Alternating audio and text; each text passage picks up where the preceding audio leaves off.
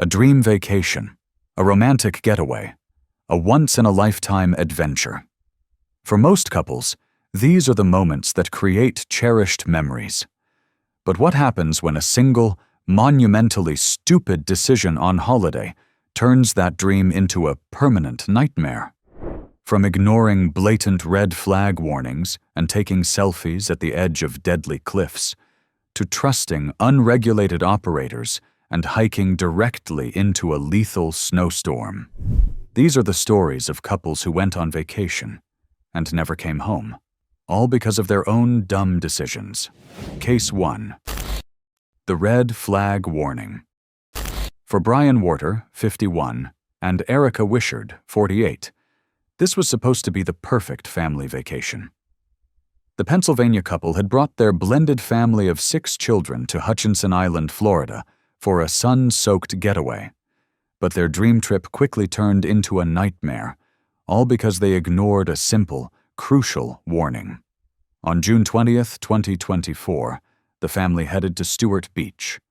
The sky was blue, but the ocean was churning, and a single red flag whipped in the wind, a universal sign for high hazard, do not swim. Despite the clear and present danger, Brian and Erica made the fatal decision to enter the water. Not only that, they allowed 2 of their teenage children to go in with them. It was a choice that sealed their fate. Almost immediately, the powerful rip current grabbed hold of the family.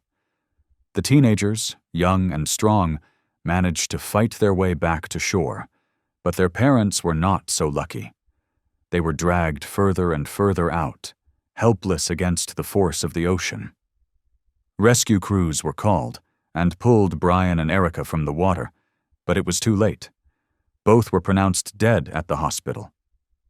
In an instant, 6 children were left orphaned on a Florida beach, their parents stolen from them not by a freak accident, but by a dumb decision. The Martin County Sheriff's Office later released a statement, a grim and unnecessary reminder. A red flag means it's dangerous. You shouldn't go in the water. If you do, you're risking your life. For Brian and Erica, that risk had the ultimate cost. Case 2. The scalding spring. For one unidentified couple, a romantic getaway to the remote hot springs of northern Nevada seemed like the perfect escape. On Sunday, April 10, 2016, they ventured to Bog Hot Springs, a natural geothermal pool near the Oregon border. It was a beautiful, isolated spot, far from the crowds and the noise of civilization. But it was also completely unregulated, with no warning signs, no temperature gauges, and no one to tell them that the water they were about to enter could kill them. Nevada is home to hundreds of natural hot springs, ranging from pleasantly warm to dangerously scalding. The temperature of these springs can fluctuate wildly, influenced by underground geothermal activity that is impossible to predict. What might be a comfortable soak one day can become a death trap the next. The couple, likely lured by the promise of a relaxing, natural spa experience, made the fatal decision to enter the water without checking its temperature or understanding the very real danger. When a friend arrived to search for them, the scene was horrific. Both were found dead in the hot spring, their bodies cooked by water that was simply too hot. Humboldt County Sheriff's Captain Kevin Malone confirmed that the extreme heat was the likely cause of death. It was a slow, agonizing way to die, a dumb decision to trust an unregulated natural feature without taking even the most basic precautions. The remote location meant help was far away, but by the time they realized their mistake, it was already too late. Case 3. The volcano vacation. For the 47 passengers and crew on a day trip from the Royal Caribbean cruise ship Ovation of the Seas, a visit to New Zealand's White Island, or Whakaari, was billed as a thrilling adventure. For many, including Australian couple Paul and Crystal Browett, it was a dream holiday. But on December 9, 2019, that dream turned into a living hell. They were standing in the crater of an active volcano, a decision that should never have been possible. For weeks leading up to the excursion, the volcano's alert level had been raised to level 2, indicating moderate to heightened volcanic unrest. It was a clear warning that the volcano was unstable. Yet, the tour operators and Royal Caribbean ignored it. They continued to ferry unsuspecting tourists, including many honeymooners and families, directly into the danger zone. Survivors later testified they were given no warning about the increased risk. They were simply sold a ticket to an adventure that was, in reality, a game of Russian roulette. At 2:11 p.m., the volcano erupted. A pyroclastic flow of scorching gas, ash, and rock engulfed the crater, killing 22 people and leaving survivors with horrific, life-altering burns. Paul Browett and his daughter Crystal were among the dead. The aftermath was a scene of chaos and agony, with rescue efforts hampered by the toxic environment. The incident led to a massive lawsuit against Royal Caribbean for gross negligence, with prosecutors arguing the company had a duty to cancel the tours. It was a catastrophic failure of judgment, a case of profits being put before people, and a dumb decision made not by the victims, but for them, with the most tragic consequences imaginable. We've seen the fatal consequences of ignoring nature's warnings, from rip currents to active volcanoes. But what happens when the danger isn't from the environment, but from the very adventure you paid for? Stick around, because after the break, we're looking at a case where a known equipment failure on a zipline turned a treetop tour into a deadly plunge. Case 4. The zipline failure. When you put your life in the hands of an adventure tourism company, you are placing a profound amount of trust in their expertise and equipment. For Dean Anson Sanderson, 47, and his wife, Shannon, that trust was tragically misplaced. On October 22, 2019, the Adelaide couple was on a zipline tour at the Jungle Surfing Canopy Tours in Cape Tribulation, Australia. What should have been a fun, exhilarating ride through the rainforest canopy turned into a nightmare. Halfway across a 280-foot section of the zipline, the wire just gave way with a loud bang. The couple plummeted almost 80 feet into the forest below. Dean sustained fatal head and chest injuries, while Shannon was seriously injured, but survived. The subsequent investigation revealed a shocking level of negligence on the part of the company.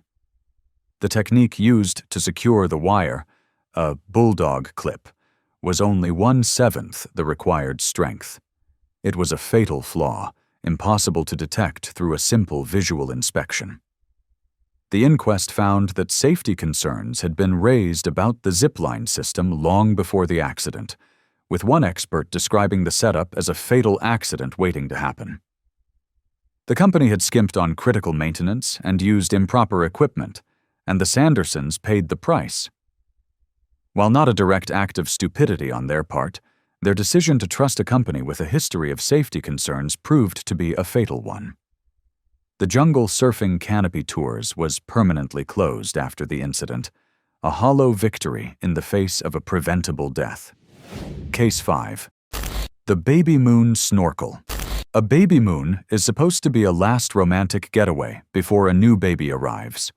For Ilya Billy Tsaruk, 25, and his pregnant wife Sophia, 26, their trip to Maui was just that. They were celebrating their growing family, with an 18-month-old son at home and a baby girl on the way. But their dream vacation ended in a double tragedy on their very first full day, all because of a seemingly innocent piece of equipment. On September 14, 2024, the Washington couple went snorkeling at the Ahihi Kana'u Natural Area Reserve.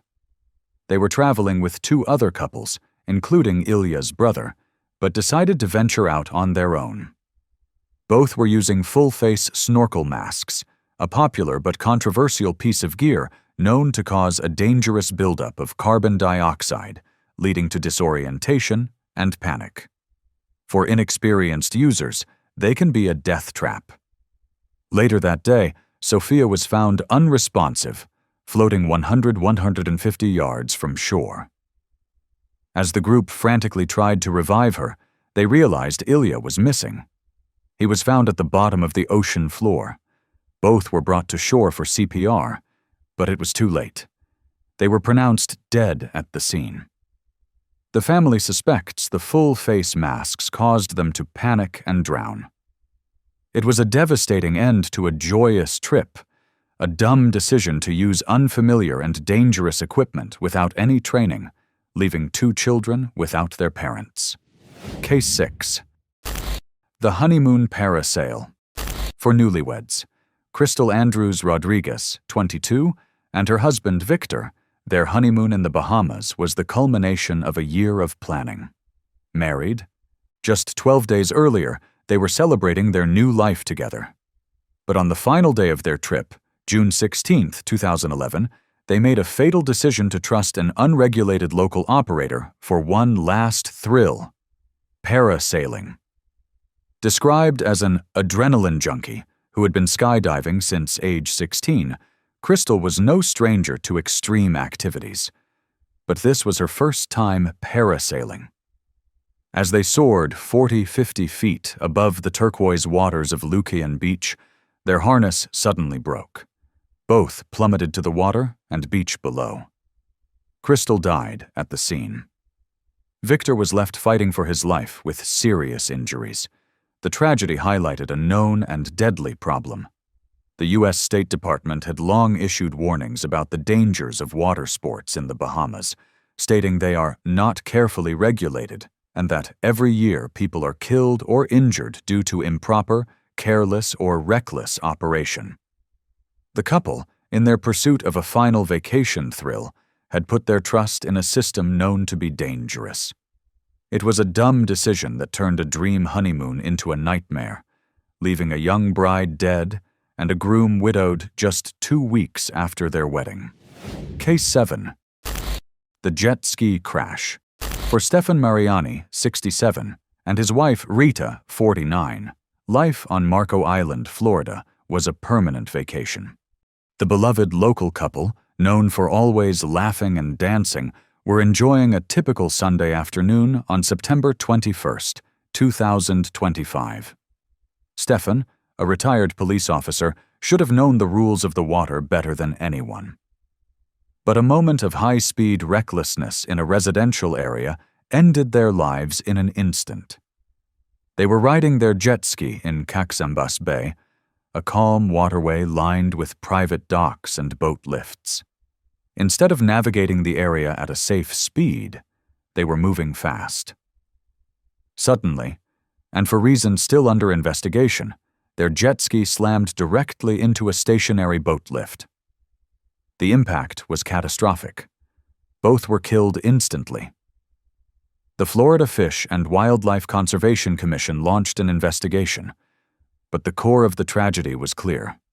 Operating a personal watercraft at high speed in a congested residential waterway is an incredibly dumb decision.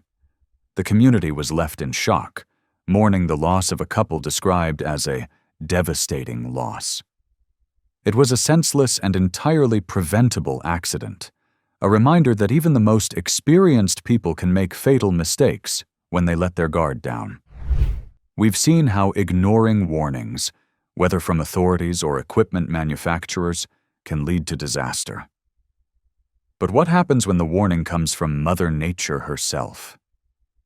Don't go anywhere, because our final case takes us to the treacherous mountains of Patagonia, where a group of hikers walked directly into a deadly snowstorm. Case 8. The Patagonia snowstorm. For hikers, the W Trek in Chile's Torres del Paine National Park is a bucket list adventure, a stunning journey through some of the most beautiful and rugged landscapes on Earth. But it is also unforgiving. On November 17, 2025, a group of about 100 hikers, including Mexican couple Alejandro Calvillo Tovar and Paula Garcia Pimentel, and German couple Andreas von Pine and Nadine Lichi, found themselves in the deadliest part of the trek, the 3,000-foot climb to John Garner Pass, just as an extreme weather system hit. Despite clear warnings of a coming storm, they and many others pushed onward. It was a monumentally dumb decision. The weather deteriorated rapidly into a full-blown blizzard, with whiteout conditions and hurricane-force wind gusts up to 120 mph. Survivors later described a scene of pure terror, with people fearing for our lives. They claimed local authorities and park bosses did not provide adequate warnings or help, calling the event a deeply regrettable tragedy.